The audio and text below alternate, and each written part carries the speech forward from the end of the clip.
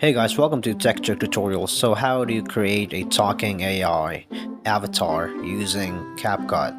Now, it's certainly available in most countries, but on some countries it unfortunately isn't available at the moment. Isn't the feature is what I'm talking about.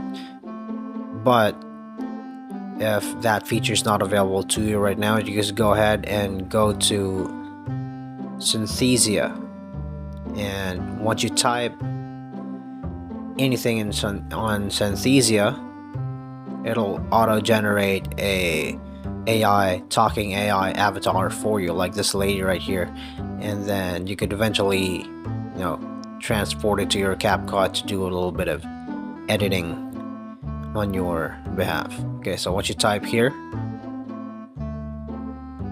see, it asks you to sign in there. Just put on your email and just create an account. It's absolutely free.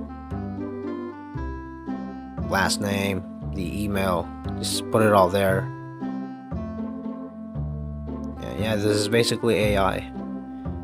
So thank you so much for watching Tech Trick Tutorials, and you guys have a nice day.